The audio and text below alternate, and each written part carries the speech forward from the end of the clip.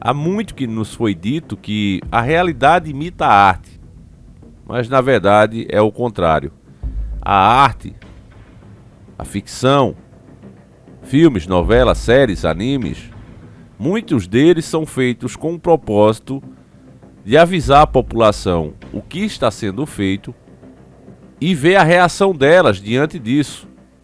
O que elas vão pensar, se vão gostar, se vão se irritar, e dessa forma vai sendo tomado os passos para a implementação. Desistir, jamais.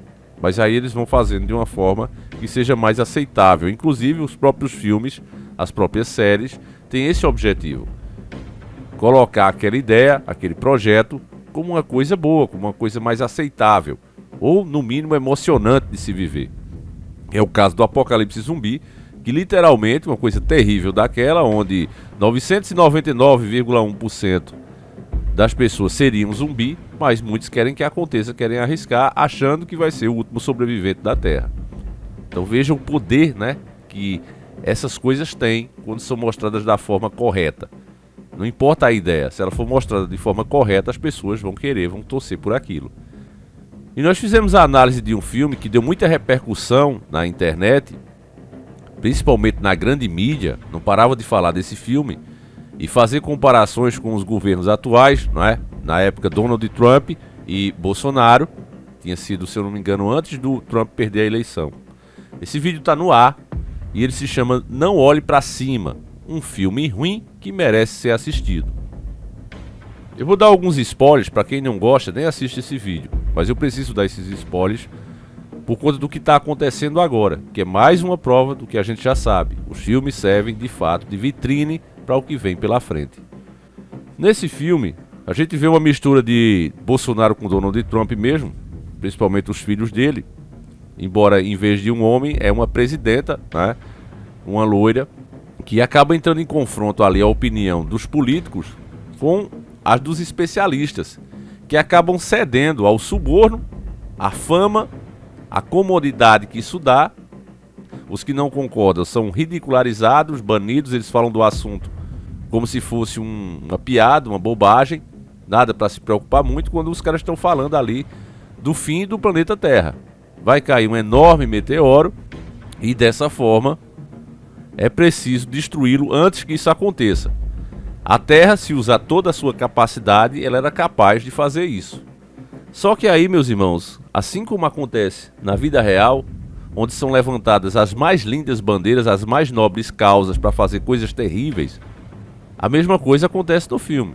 Os políticos totalmente dominados e dependentes pela iniciativa privada, que é quem financia e dá os bilhões para a campanha deles, uma grande empresa de tecnologia na realidade do filme, resolve que não é bom destruir esse asteroide, porque foi analisado pelos seus computadores e foi detectado que ele é muito rico em minérios que aqui na nossa Terra já estão ficando escassos e são dificílimos de encontrar. Então, ao invés de usar a tecnologia, que já seria difícil de usar tudo que tem para destruí-lo, mas seria possível, eles vão muito mais além e pretendem capturar esse meteoro. Vão partir, vão fragmentá-lo e dessa forma vão capturá-lo e trazer os seus tesouros para a Terra. Os cientistas alertam que é muito perigoso, porque se falhar não vai ter segunda chance, e mesmo usando o máximo da tecnologia é uma coisa muito difícil de se fazer. E aí esses cientistas que têm essa opinião, eles começam a ser criticados, ridicularizados, e o principal deles, que é o Leonardo DiCaprio, que faz o papel, ele acaba sendo comprado, porque ele começa a mudar a sua opinião. Já para não perder todas as regalias que está tendo, o destaque global que ele está tendo, ele começa a mudar a sua opinião. Ele sabe que não tem como fazer aquilo, mas mesmo assim ele fica calado até praticamente os últimos momentos. No finalzinho é que ele vem se arrepender. E aí eles tentam, né, de fato, capturar. Os últimos cientistas não tão famosos como ele, não tão graduados como o Leonardo DiCaprio, tenta, né, ali alertar a população, mas a grande maioria não dá ouvidos. E com a propaganda gigantesca política em cima, inclusive a própria mídia ajudando, as pessoas que estão falando contra, que o plano é uma furada, que vai dar errado, elas acabam sendo vistas como comunistas, como pessoas que não se preocupam com a economia do mundo. Porque a bandeira que é levantada no filme é que, caso eles consigam pegar esse meteoro, eles vão acabar com a fome e a desigualdade do mundo. Olha que bandeira bonita, família. As pessoas não param para pensar que a empresa que vai fazer aquilo, na verdade, ela vai se tornar a dona do mundo. Porque é ela que vai pegar o meteoro, então vai ser dela. E ela já tem um forte controle sobre o governo, no caso, na realidade do filme, do governo americano. Então, imagine se eles ainda se apoderassem de uma riqueza que é muito mais imensa do que todos os outros países têm. Seria um poder absoluto globalmente, sobre todos os governos. Mas ninguém pensa nisso na hora. Pensa, não, vamos acabar com a fome. Será que a empresa faria realmente isso? Ou criaria termos, padrões de comportamento e etc, etc. E apenas os que se submetessem a isso seriam supostamente ajudados por ele. A realidade seria essa.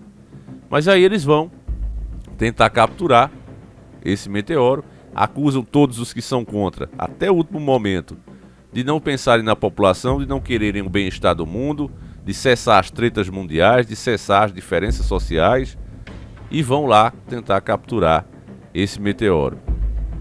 O resultado do filme é terrível, é sombrio, eu recomendo que você assista. E agora eu vou ler uma matéria que vai parecer mais uma continuação desse filme. Mas não se engane, não é uma continuação. Matéria do Metrópolis, recentíssima, de 31 de janeiro de 2023. Ela diz o seguinte: a Administração Nacional da Aeronáutica e Espaço, National Aeronautic and Space Administration, dos Estados Unidos, acaba de confirmar o cronograma de lançamento da missão que pretende chegar ao asteroide 16 Psyche. O objeto é totalmente formado por metais avaliado em 4,2 milhões de vezes o produto interno bruto PIB do Brasil, que foi de 1,609 trilhão em 2021. Então isso aqui vale 4,2 milhões de vezes a mais tudo que a gente conseguiu gerar de riqueza real em 2021. Então uma coisa surreal. O foguete Falcon Heavy da empresa aeroespacial SpaceX, já sabem de que é, do bilionário sul-africano Elon Musk, deve ser lançado em outubro de 2023 na base de lançamento Kennedy Space Center na Flórida dos Estados Unidos. Ele carregará uma sonda espacial cheia de equipamento altamente especializado. A NASA informa que o foguete viajará por cerca de 3 anos e meio antes de alcançar o Psyche. Em seguida, a sonda passará 21 meses observando o asteroide gigante na expectativa de obter novas informações sobre a estrutura e a história da rocha metálica. O 16 Psyche foi descoberto pelo astrônomo e matemático italiano Annibale de Gasparis em 1852. A rocha espacial recebeu o nome de deusa grega Psyche, personificação da alma, levando em conta o tamanho e a composição do 16 Psyche. Seu valor estimado é de 51 quintilhões. E aqui encerra a matéria.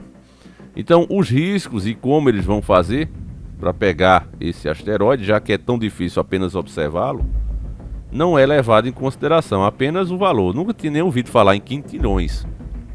Mas olha os valores astronômicos, meus irmãos.